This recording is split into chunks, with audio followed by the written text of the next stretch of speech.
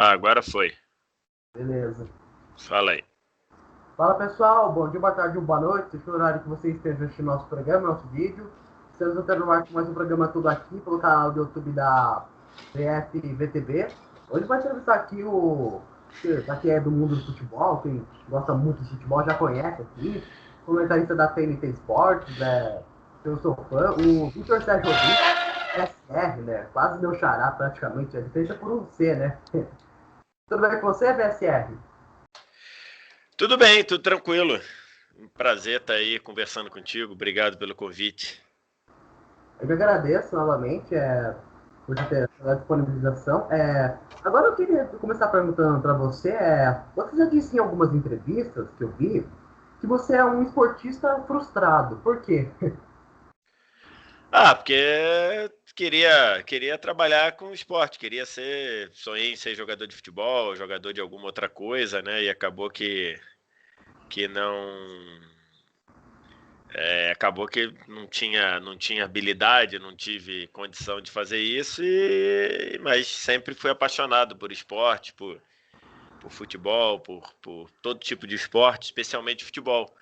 Então, aí em determinado momento, depois de você ver que você não é bom quanto você queria jogando, aí você acaba pensando em outras maneiras de trabalhar com esporte, né?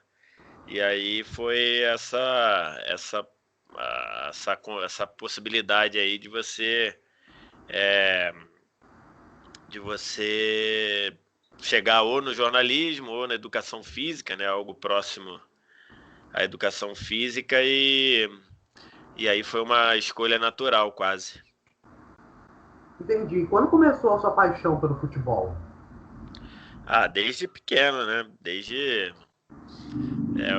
eu tinha no Mundial do Flamengo de 81, eu tinha 5 anos de idade, eu lembro de ver o jogo, eu lembro de ter comemorado com meu pai. Não lembro muito do jogo, né? Assim, do jogo do ponto de vista de análise, mas lembro bastante de flashes do jogo, do momento, e ali passei a sempre me preocupar muito com futebol, a gostar muito de futebol, a ouvir rádio desde muito cedo, né? Ouvindo jogos pela rádio, porque quando eu era moleque, assim, quando eu tinha 6, 7, 8 anos de idade, raramente passava um jogo na televisão, né?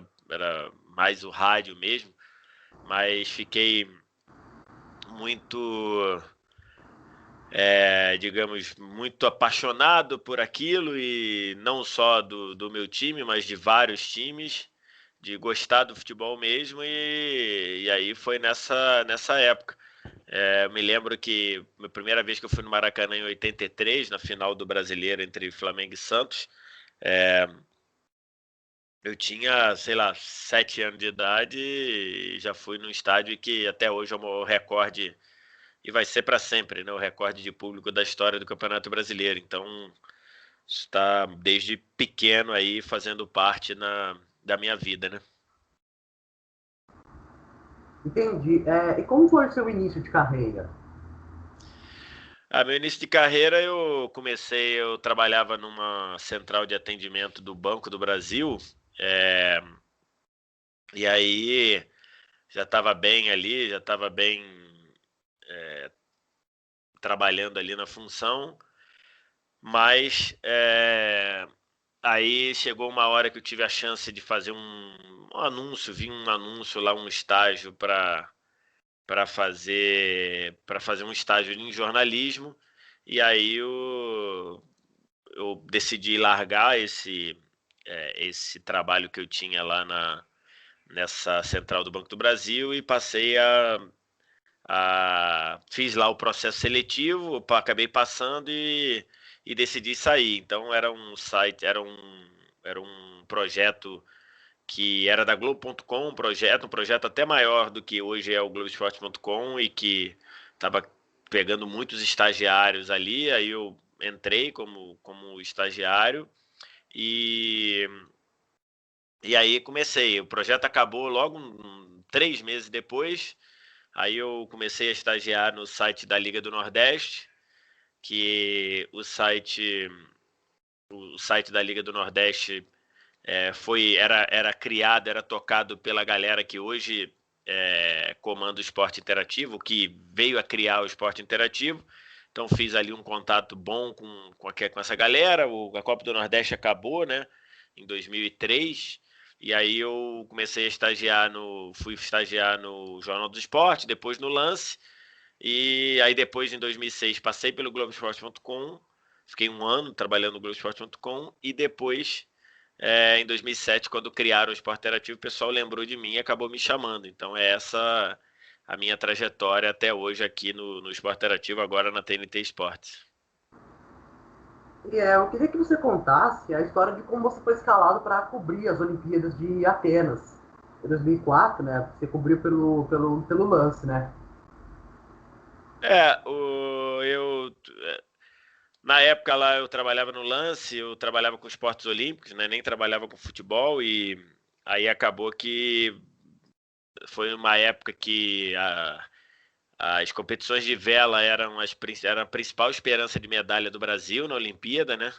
Então eu entrei no Lance ali em agosto de 2003, se eu não me engano. E aí a vela era uma das principais esperanças de medalha do Brasil, tanto é que ganhou 2 de ouro lá em 2004. E estava surgindo a Daiane dos Santos, né? A Daiane dos Santos tinha sido campeã mundial, ou seria campeã mundial algum tempo depois, ali em Anaheim. E aí eu acabei que por uma questão ali de divisão de esportes, acabou que eu fiquei com esses dois esportes no Lance, né? Com a vela e com a ginástica. E aí fui me destacando, indo bem, fazendo boas reportagens da vela, né? Especialmente na ginástica. E aí, quando surgiu ali, o jornal definiu a equipe de jornalistas que iam para a Olimpíada, e aí surgiu uma vaga extra, uma vaga adicional lá, uma credencial adicional. E quando eles foram decidir quem ia, foi na semana que teve uma competição de ginástica muito importante aqui, que teve no Rio Centro, no Rio de Janeiro, e ali eu fiz várias reportagens muito bacanas ali, que repercutiram, alguns furos de reportagem. Consegui entrevistar o técnico da seleção, né, o Oleg Ostapenko, que não dava entrevista para ninguém. E aí eu me destaquei muito naquela semana, assim, né, por conta disso, né, a gente vendo muito, muito destaque para ginástica, e a escolha foi nessa época ali. Acabou que quando chegaram lá para decidir, acabaram escolhendo meu nome porque estava muito viva na memória. E aí eu ainda era estagiário do jornal, né? Então, assim, aliás, não é nada comum, ou é completamente incomum um estagiário ser escolhido para ir para uma cobertura desse tamanho.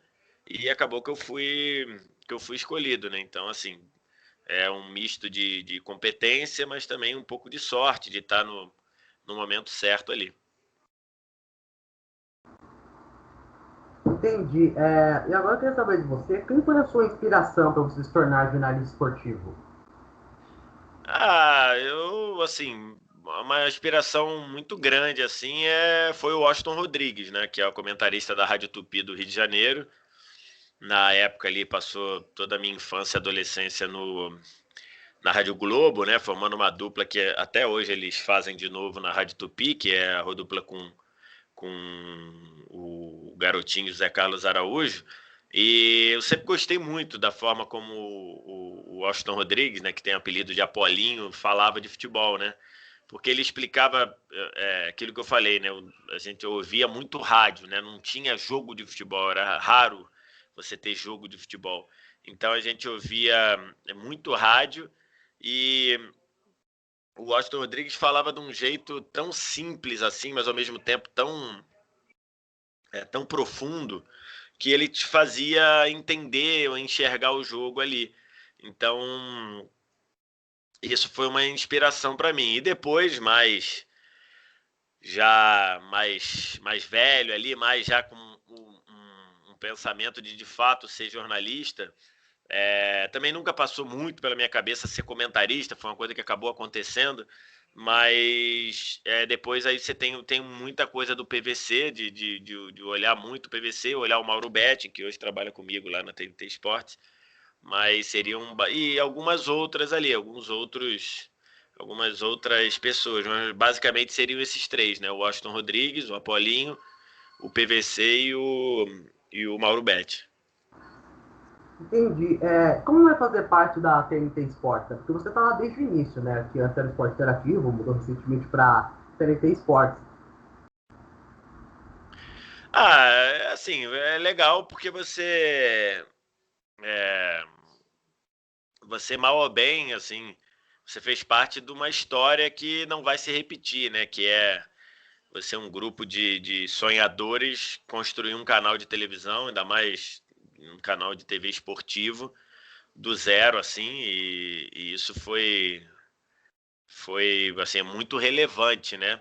Hoje lá muito do projeto, da atmosfera que a gente tinha no início do esporte interativo acabou sendo modificada, né, transformada por uma série de fatores de mercado, de tamanho, de competição.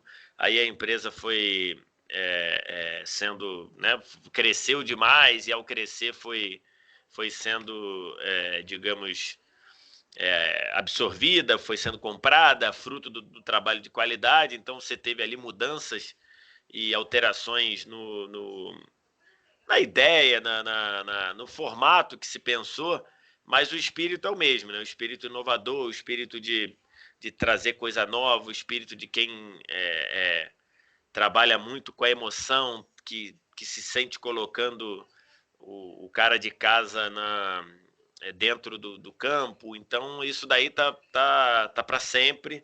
Isso ninguém vai tirar da história que foi escrita, ninguém vai tirar a forma como o Esporte Interativo entrou nessa festa sem ser convidado por ninguém.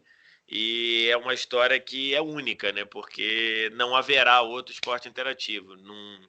As condições de mercado, a concorrência, a forma como todo mundo olha, não permitiria de novo que fizesse o que esses sonhadores fizeram lá, tirando o esporte interativo do papel.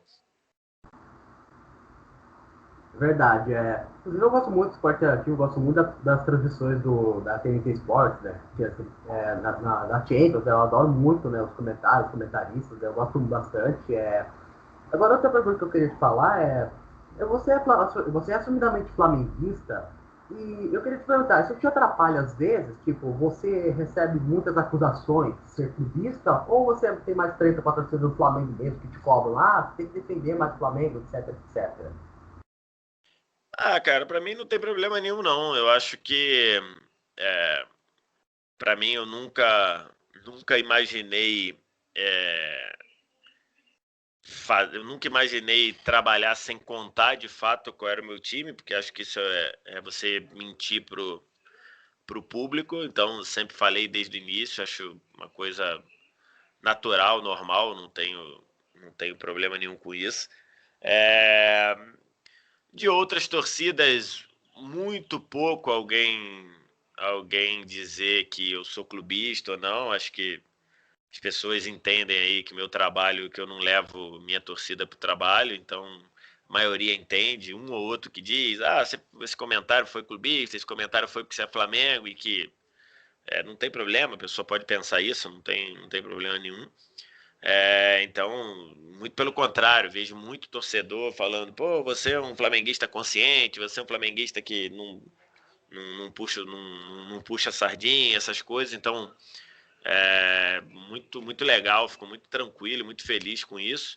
É, e, e acho que, de fato, o maior problema é com a torcida do Flamengo, né? Que acha que por eu ser Flamengo eu tenho que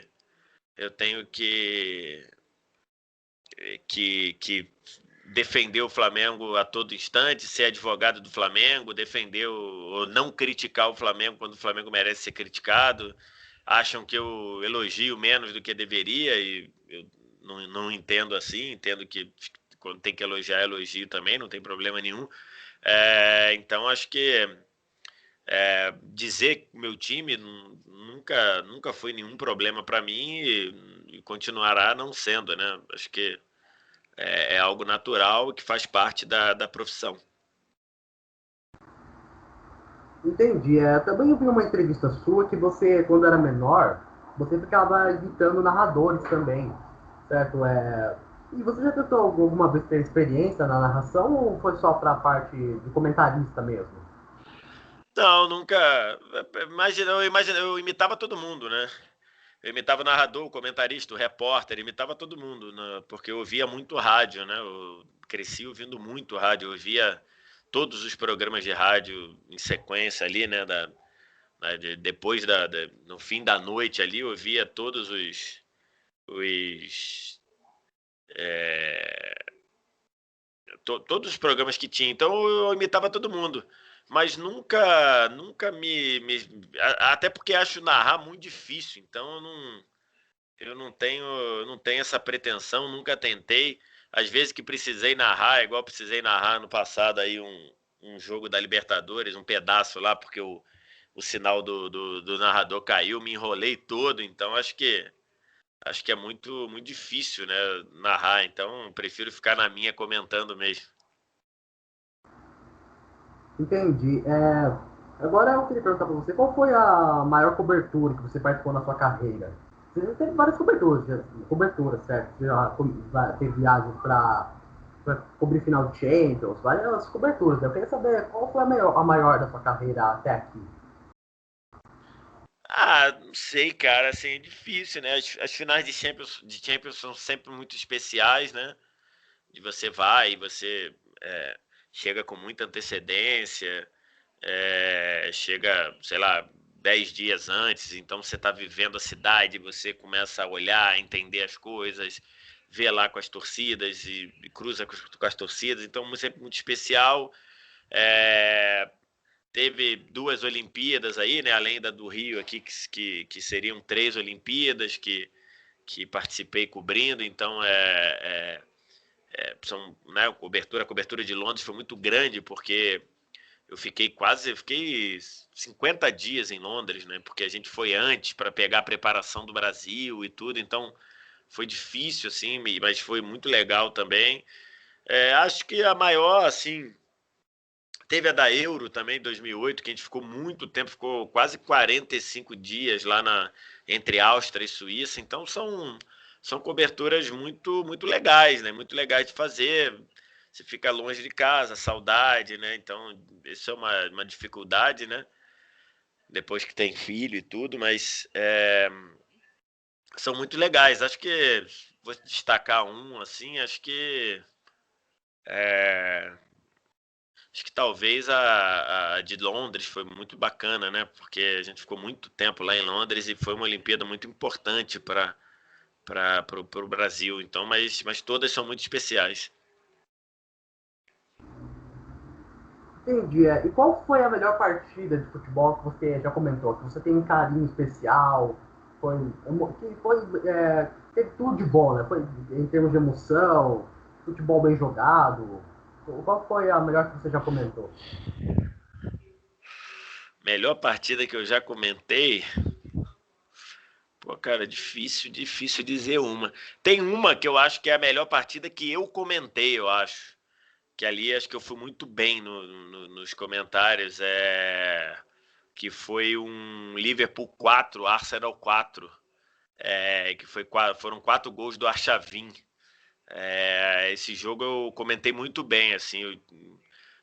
Todas as leituras que eu fiz, eu consegui antecipar várias coisas ali e muitas coisas. Então, acho que foi a melhor partida que eu comentei. Mas o melhor, assim, que não a melhor partida que eu comentei, mas a melhor partida, meu melhor desempenho, eu acho que foi nesse jogo. Mas não sei, cara, a melhor partida que eu comentei é muito jogo, né, que a gente comenta, assim, então, é, sei lá, acho que uma marcante foi a final da Champions de 2015, né, que foi a primeira que eu fiz no estádio, então acho que foi muito marcante. Foi muito interessante. É, a final da Champions o 6-1 do Barcelona também é muito emblemático, né? Embora Barcelona tenha sido muito ajudado pela arbitragem ali, é um jogo muito importante. O 3-0 lá da Juve no Atlético de Madrid, que a gente estava no estádio também, foi incrível, né? Então, assim, tem alguns jogos bem legais ali, mas eu vou ficar te devendo o melhor jogo que eu comentei. Eu não sei se eu lembro, assim, o melhor jogo que eu comentei, não. Mas, enfim, muito jogo, né? Eu É, nem tenho na contagem isso aí. entendi. Agora eu queria saber de você, VSR. Eu queria saber de você quais foram os maiores times que você já viu jogar. Os maiores, sei lá, cara, assim, tem o Barcelona, né, da era Guardiola, especial o Barcelona de 2011, foi um time fantástico. O Real Madrid dos Galácticos lá de 2002 é espetacular. O Milan do final dos anos 80, início dos 90, maravilhoso. O Flamengo do Zico ali eu vi pouco, né? Não lembro muito assim, mas de ver ao vivo, mas depois de ver muita coisa é espetacular. O São Paulo do Telê tem que citar. É... Que mais? O Corinthians ali do final dos anos 90, início dos anos 2000 ali, né? Que era um time maravilhoso com Rincon, Vampeta, Marcelinho, Ricardinho, Edilson e Luizão. Era um time fantástico. Então, são grandes times, né? São seleções, são timaços que eu vi. Em termos de seleções ali, acho que você tem que falar da Espanha de 2010, tem que falar ali da seleção brasileira de 2002, que era um time fantástico também. Acho que são esses daí. É engraçado, porque no meu caso, eu meio que eu não tinha idade ainda de acompanhar times, né? Eu nem tinha nascido na época, né? Os times mais recentes que eu acompanhei, que é o maior que eu vi jogar, tipo, se a gente for pensar aqui do Brasil, por exemplo, Corinthians de 2015, Flamengo de 2019, dos times mais recentes, né? O atual Bayern de Munique, o Manchester City do Guardiola, e também o Liverpool do Klopp, né? Acho que são, se eu for pegar cinco mais que eu vi jogar, né? Uma pena que eu não pude acompanhar esses times de antigamente, né? É.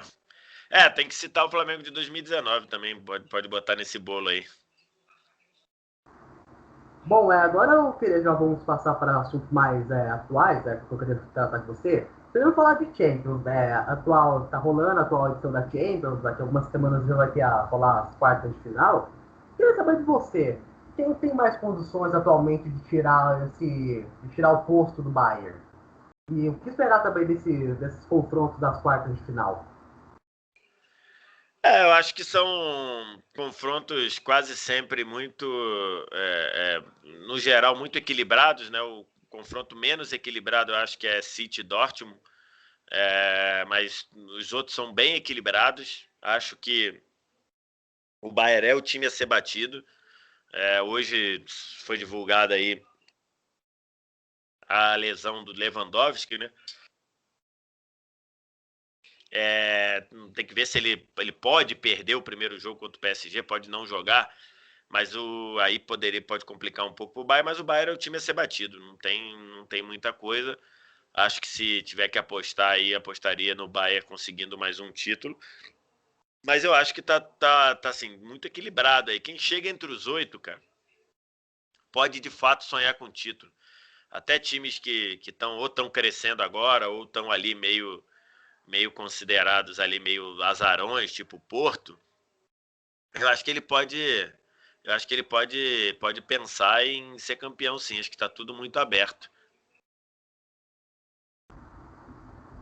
Entendi. Agora eu queria comentar com você. Recentemente, uma transmissão de Champions, aconteceu de você criticar a atuação do Giroud, ele fazer um gol. Isso acontece muito com comentarista, né? Tipo, o comentarista vai lá, critica o Não, eu jogador. não, eu não critiquei a atuação do Giroud. Eu não critiquei. Eu falei que do jeito que o Chelsea estava jogando, não fazia muito sentido ter o Giroud, porque a bola não chegava e o Chelsea não usava o Giroud. Então eu não cheguei a criticar o Giroud, né? Se a bola não chega,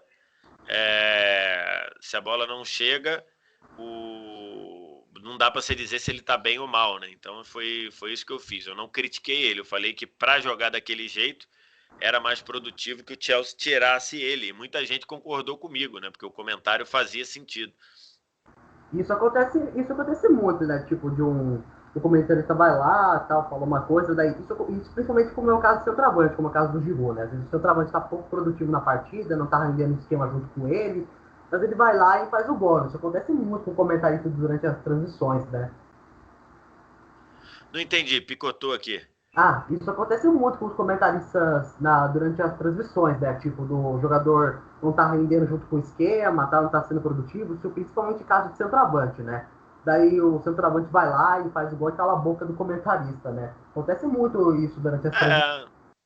É, o comentarista tem que tomar cuidado, só para ele não querer é, ser um adivinho, né? Ele não querer participar como adivinho. Você dizer que o jogador até aqui tá mal e o cara fazer um gol, não tem problema, acontece. Hoje você tá aí na fase do meme, na fase de tudo viralizar, mas ele não errou.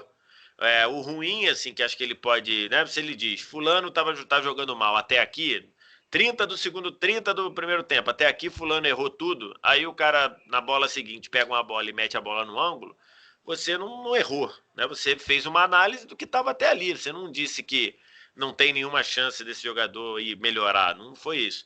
Agora, quando você diz ali, alguns comentaristas que digam, isso aí, fulano vai passar em branco, não tem chance, aí ele entra numa outra seara, ele entra num achismo, né? Entra numa situação ali de você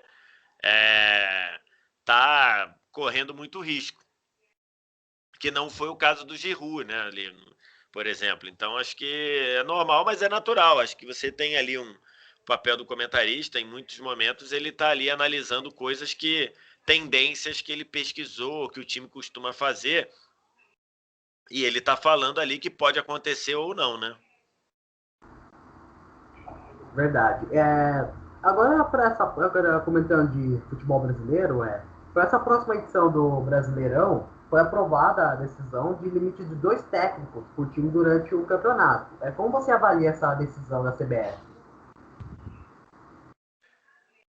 Assim, eu acho que a decisão é boa, acho que vale você experimentar, vale você testar, porque de fato tá uma rotatividade muito grande de treinador, então vale você pensar nisso. Era algo que muita gente defendia isso há algum tempo, então acho que vale. Agora, por si só não resolve, né? Porque o problema aí é você ter dirigente que só pensa em demitir, só pensa em tirar o dele fora, dirigente que não sabe por que contrata, e se não sabe por que contrata, também não sabe por que demite. Você tem na própria regulamentação do que foi falado ali várias brechas que você pode fazer. O árbitro, o técnico pode dizer que está sendo demitido, mas pode dizer que pediu para sair. Você pode demitir e aí botar o cara da base, um técnico permanente que fique ali e depois contratar outro. Então você tem várias coisas ali que você pode meio que tentar trabalhar com a margem dessa determinação. Mas no geral, eu acho que não resolve tudo, mas eu acho que é uma boa pelo menos serve para um bom teste, entendeu? Serve pelo menos para um bom teste. Entendi. E agora eu queria saber de. Peraí, queria saber de você, tipo, sobre essa questão de técnicos, eu queria saber de você, eu estou perguntando isso para todos os jornalistas, comentaristas esportivos que eu estou entrevistando, eu acho importante saber a sua opinião também, estou perguntando para todo mundo do área do esporte que eu entrevisto. Você acha que a mídia, entre aspas, a mídia esportiva, entre aspas, derruba os técnicos? Pelo menos ajuda nisso? Acho que sim. Acho que em alguns momentos, quando você faz quando você dá algumas declarações, algumas medidas algumas opiniões ali. Quando é de respeitoso, não tem nem o que dizer, né? Então, mas às vezes você dá algumas informações, algumas opiniões que não são verdadeiras ou não dizem respeito ao jogo que aquele time faz, e isso chega a muita gente que às vezes não acompanha tanto, que não está tão ligada em aspectos táticos e questão de modelo de jogo, essas coisas, e aí você acaba prejudicando o trabalho, sim. Então, para você preencher a grade, horas de programação, você vai trazendo ali algumas opiniões que ou são imprecisas ou não têm compromissos com a muito com a verdade dos fatos, e aí você atrapalha o trabalho de muita gente, sim. Então, eu acho que em muitos momentos você tem ali uma pauta que querendo ou não, busca você acaba colocando o trabalho de muitos treinadores na berlinda e você acaba, como eu vou dizer, você acaba encurtando trabalhos que poderiam ser um pouco mais longos. Eu acho que também nessa questão aí, eu acho que os clubes também não dão o suporte necessário pro técnico trabalhar suas ideias, né? Isso eu falo principalmente dos grandes também, né? Eu acho que em geral também, que não. Essa cultura do futebol brasileiro é em geral que atrapalha o trabalho dos técnicos do futebol brasileiro, principalmente dos clubes, né? Que não dão o suporte necessário. Às vezes não dão material humano necessário, na minha opinião.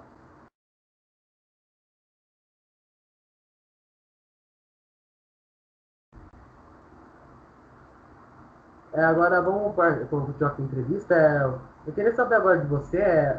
Eu estava em um debate recentemente nas redes sociais, SR, de um, sabe, Flamengo e Palmeiras são os clubes mais ricos do Brasil atualmente, né? Sim, Sim. tem o melhor elenco, certo?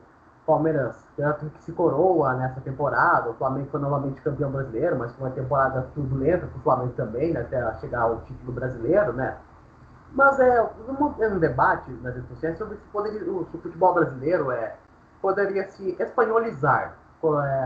Ele sabe que normalmente o que a tendência na Espanha é só três times brigando pelo título: Barcelona, Real Madrid e Atlético de Madrid, né? Normalmente sempre o futebol brasileiro foi equilibrado, né? Mas quero saber de você, BFR, se nos próximos anos, eu acho improvável isso, mas eu queria saber de você, é possível que o futebol brasileiro fique espanholizado, tipo, que a briga pelo título só fique entre Flamengo e Palmeiras? Eu repito aqui, eu acho improvável isso, porque é, ainda assim é um time muito grande do futebol brasileiro. O Flamengo foi campeão na Bacia das Almas essa temporada, né? Mas eu queria saber de você. Você acha que a briga pelos títulos no Brasil pode ficar somente entre dois times? Não, eu não acho que vai ficar só entre dois times. Eu acho que Flamengo e Palmeiras vão ficar muito tempo na briga pelos títulos. Eu acho que eles estarão brigando pelo título por muito tempo. É, Mas eu não acho que ficará restrito aos dois só. Eu acho que você vai ter sempre ali alguém aparecendo, alguém pintando ali e brigando para ser campeão, né? Foi o Santos agora, brigou com o Palmeiras na Libertadores. A briga pelo Brasileiro teve Inter e São Paulo, mais especificamente, acabou ganhando o Flamengo.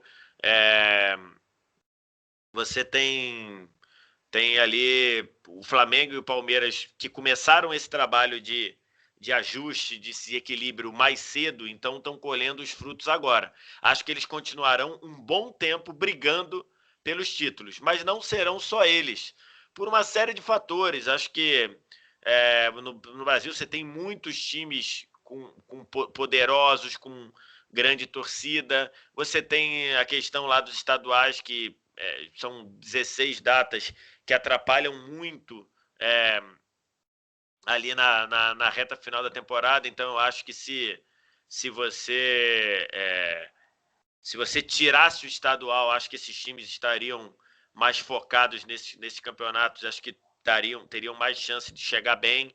Então, eu acho que não serão só eles, mas eu penso que durante muito tempo, tanto o Palmeiras quanto o Flamengo estarão ainda brigando pelos títulos por muito tempo ainda.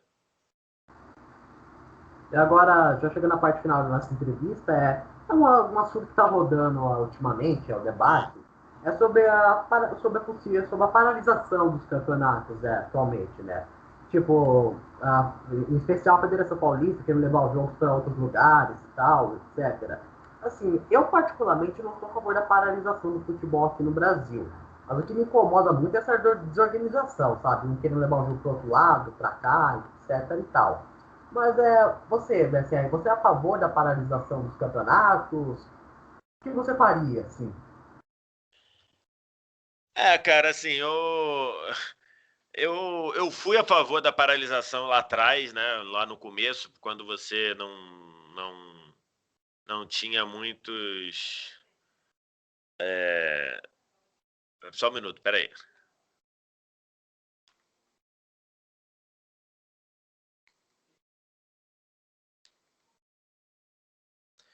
Quando a gente não conhecia muito da pandemia e tudo, então você teve a paralisação de 3 meses ali.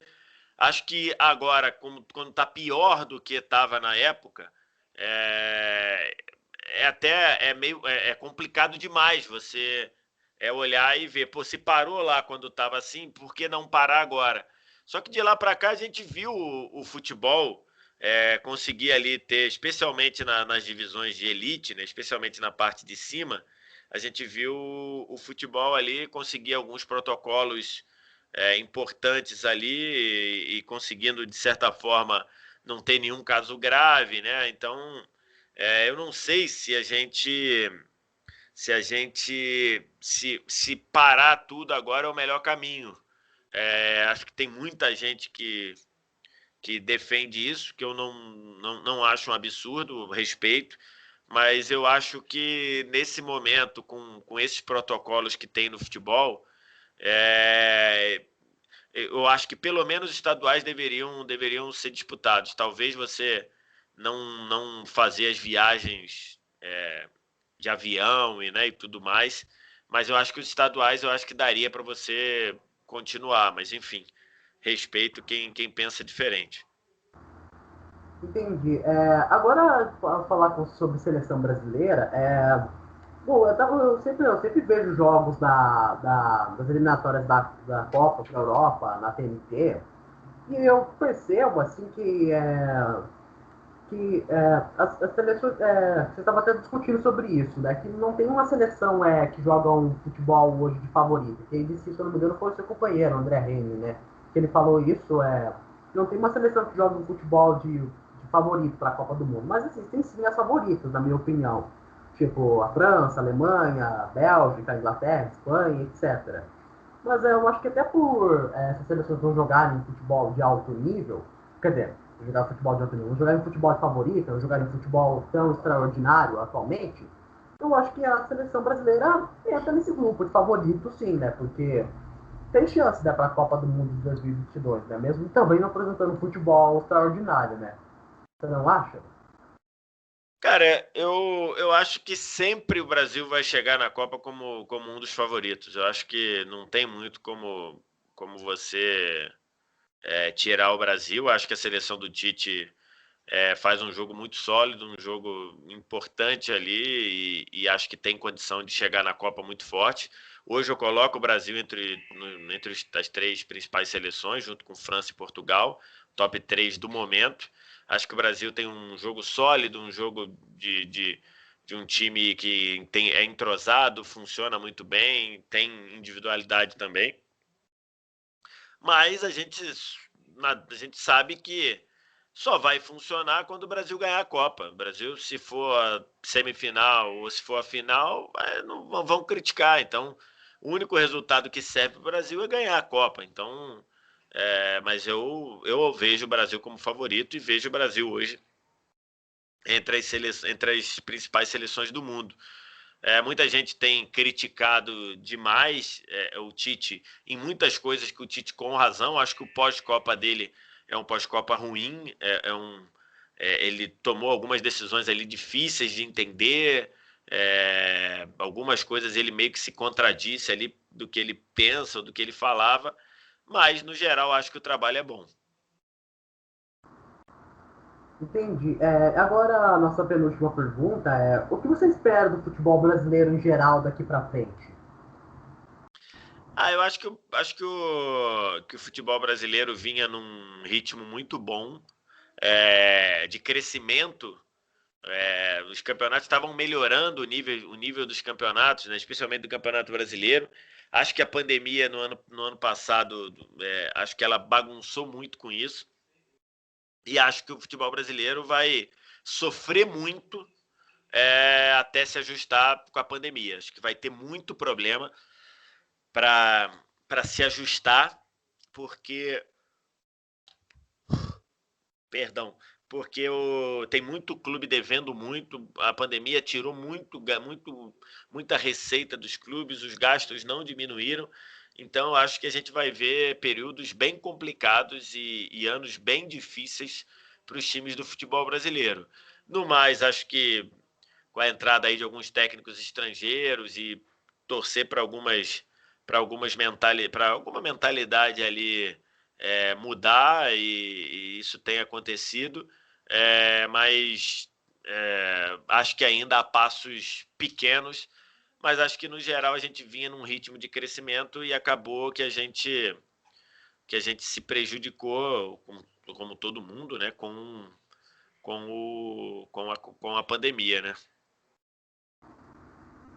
Entendi. Agora, para encerrar, nossa última pergunta é: você pergunta isso no final para todo mundo que entrevisto, que dica você dá para quem quer seguir na área do jornalismo esportivo, como eu?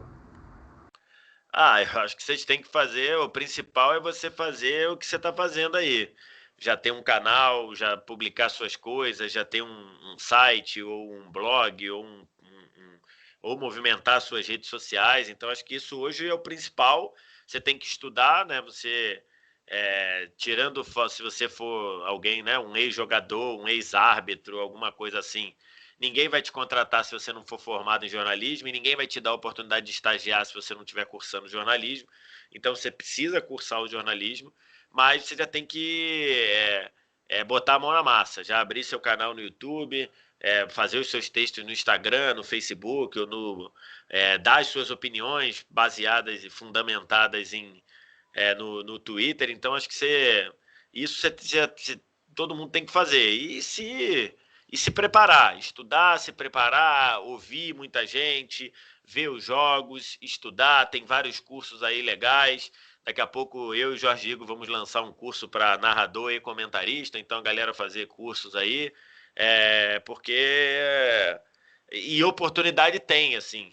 É, quem quer trabalhar na área como narrador, como comentarista, como repórter, tem oportunidade, porque é difícil você entrar em empresas muito grandes. É difícil você trabalhar com esporte na Globo, é difícil você trabalhar com esporte no Sport TV, na TNT, na ESPN, é difícil, não vou mentir não. Mas você tem várias outras oportunidades que na minha época não tinha. Hoje você tem transmissão pela internet, transmissão pelo YouTube, transmissão pelo Facebook, tem as federações fazendo transmissões. Então você tem pay-per-view disso, pay-per-view daquilo, o NBB faz transmissão própria, a Superliga de Vôlei faz transmissão própria. Então hoje você tem várias web rádios que funcionam muito bem. Então assim, mete a cara, corre atrás, porque oportunidade tem. Talvez vai demorar para você chegar numa TV, numa empresa muito grande assim, dessas que eu falei, Globo, Band, ESPN, Sport TV, TNT Esporte, talvez demore. É difícil, é difícil.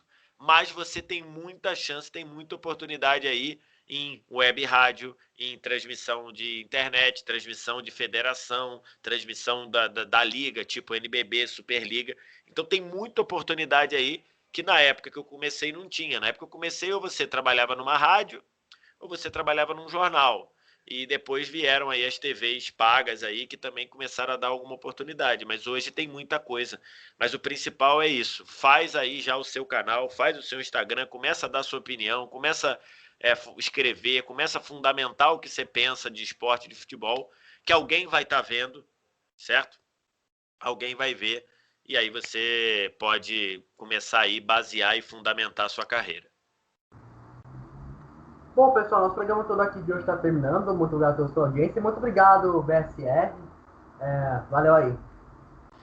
Valeu, Xará. Obrigado aí pelo convite. Espero que você tenha gostado aí da entrevista.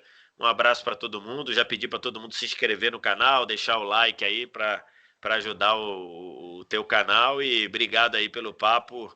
Até uma próxima. Valeu, pessoal. Valeu, BSR novamente. Até a próxima.